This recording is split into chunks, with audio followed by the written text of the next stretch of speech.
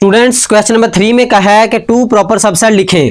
तो सबसे पहले मैं आपको प्रॉपर सबसेट बता देता हूं कि वो होता क्या है। कि हमारे पास कोई भी वैल्यू हो, फर्ज करो कि 1 2 हो, वैल्यू दी जाए, वो कहें इनके प्रॉपर सबसेट लिखें। तो पहले मैं आपको इनके सारे प्रॉपर सबसेट बता देता हूं कि क्या होंगे। सबसे पहले आपने लिखना होता है खाली सेट। खाली सेट भी लिख सकते हैं या इसकी जगह फाई भी लगा सकते हैं, दोनों का मतलब खाली सेट ही होता है। उसके बाद आपने इसे लहदा करके लिखना है। पहले 1 लिखेंगे, फिर 2, 1 2, यानी एक एक नंबर करके, पहले कोई नंबर नहीं, फिर उसके बाद एक एक नंबर करके, फिर उसके बाद इन दोनों को दो दो नंबर करके लिखेंगे। तो हैं ही दो हैं तो इनको इकट्ठा लिख देंगे। तो ये हो गए हमारे सबसेट्स। उन्होंने कहा है कि प्रॉपर सबसेट लिखें। तो ये जो खाली सेट होता है और जो कंप्लीट होता है, जो दिया हो वो वाले, ये दो होते हैं इम्प्रॉपर। इम्प्रॉपर बाकी जो रह गए वो सारे होते हैं प्रॉपर। पार्ट नंबर 1 करते हैं। इसके हमने प्रॉपर सबसेट लिखने हैं। मैंने आपको बताया कि जो एक खाली सेट होता है और वो सारे कंप्लीट होता है, ये दो होते हैं इम्प्रॉपर, हमने ये नहीं लिखने। और इनके अलावा बाकी जो भी होते हैं वो हमारे होते हैं प्रॉपर। तो आप आसान से लिख सकते हैं, पहले इनको अलग-अलग करके लिख दें। तो ये हमारे हैं प्रॉपर, दो मैंने प्रॉपर लिख दिए, तो आप लिख सकते हैं। तो ये है हमारे पार्ट 1 का आंसर। और अब मैं आपको ये भी बता देता हूं कि इनके सारे सबसेट कौन कौन से बनेंगे। सबसे पहले खाली सेट, फिर उसके बाद इनको अलग-अलग करके लिखना है। ये हो जाएगा ए, ये हो जाएगा बी, फिर लगाएंगे सी। तीनों को अलग-अलग करके लिख दिया, फिर दो दो करके लिखेंगे। पहले ए बी लिखते हैं, फिर लिख देते हैं बी सी, फिर दो रह गए, ए और सी को मिला देंगे, ये हो जाएगा ए सी। ये दो दो करके भी लिख लिए, फिर और एंड पे इकट्ठा लिख देते हैं ए बी सी। तो ये सारे होंगे सबसेट। तो आपने सिर्फ खाली सेट और ये जो कंप्लीट है ये नहीं लिखना, इनके अलावा दो उन्होंने कहा है जो से मर्जी आप यहां से उठा के लिख दें, तो ये हमारे होंगे प्रॉपर सबसेट। पार्ट नंबर 2 करते हैं। इसके भी प्रॉपर सबसेट लिखते हैं।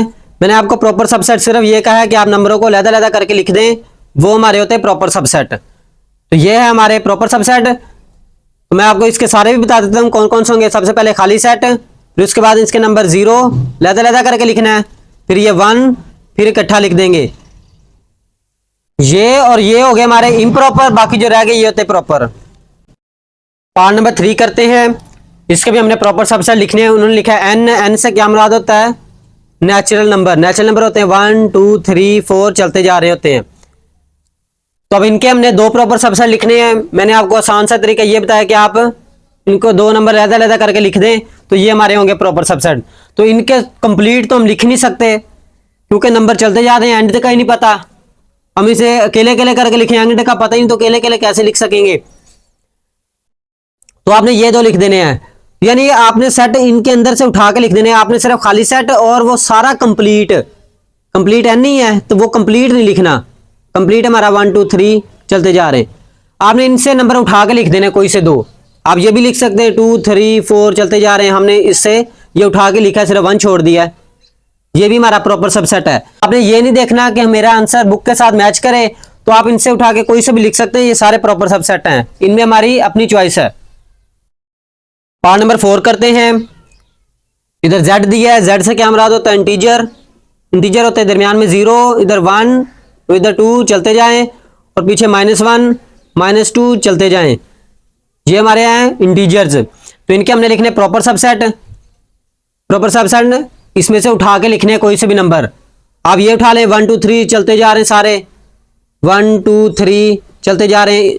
आप ये भी लिख सकते हैं या इसकी जगह n नाम भी दे सकते हैं, और ये भी उठा सकते हैं। ये 0 1 2 3 सारे लिख लें, 0 1 2 3 चलते जा रहे हैं, इनका नाम W रख लें। ये दो प्रॉपर सबसेट हो गए।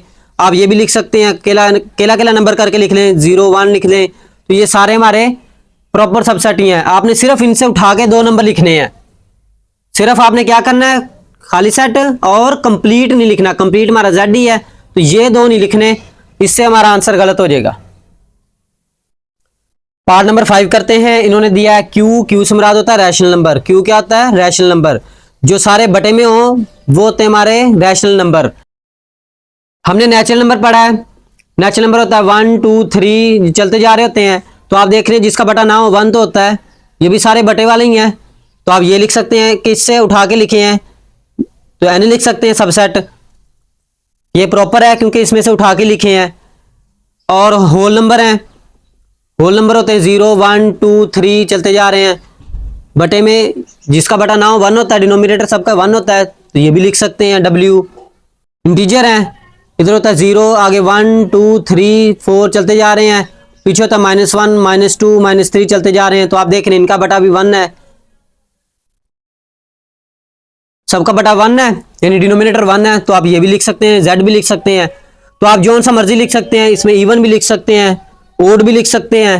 हमारे इवन नंबर होते हैं 0 2 4 6 8 10, इनका बटा भी 1 है, सबका डिनोमिनेटर 1 है। तो आप सभी सारे नंबर लिख सकते हैं। तो आपने लेकिन ये सारे नहीं लिखने, आपने सिर्फ 2 लिखने हैं। आप जो सा मर्जी लिख सकते हैं, आप 0 भी लिख सकते हैं, 1 भी लिख सकते हैं, ऐसे अकेला अकेला नंबर भी लिख सकते हैं। तो ये आपके लिए बहुत चॉइस है। पार्ट नंबर 5 करते हैं। इन्होंने कहा है रियल नंबर। रियल नंबर हमने पढ़ा था कि rational number union irrational number के दोनों को इकट्ठा करें तब रियल नंबर बनता है। तो इनके हमने 2 प्रॉपर सबसेट लिखने हैं। हमने सिर्फ खाली सेट नहीं लिखना और सारा नंबर आर नहीं लिखना, ये होते हैं हमारे इम्प्रॉपर। तो आप देख रहे हैं कि रैशनल और इरैशनल दोनों को इकट्ठा करें तब रियल बनता है। तो आप नंबर लिख दें रैशनल और इरैशनल, ये दोनों को मिलाएंगे तब बनेगा, क्योंकि ये हमने इससे उठा के लिखे हैं। तो ये 2 प्रॉपर सबसेट हो गए। आप ये भी लिख सकते हैं। सारे नेचुरल नंबर, सारे होल नंबर, सारे इंटीजर, इवन, ओड, तो ये सारे नंबर रियल ही होते हैं कि रियल में से निकले हैं। तो आप ये भी लिख सकते हैं, एन भी लिख सकते हैं, डब्ल्यू भी लिख सकते हैं, जेड लिख सकते हैं, उसके बाद ओड नंबर लिख सकते हैं, इवन नंबर लिख सकते हैं। तो ये सारे नंबर लिख सकते हैं। आप कोई से 2 लिख सकते हैं। तो मैंने रैशनल और इरैशनल लिख दिए।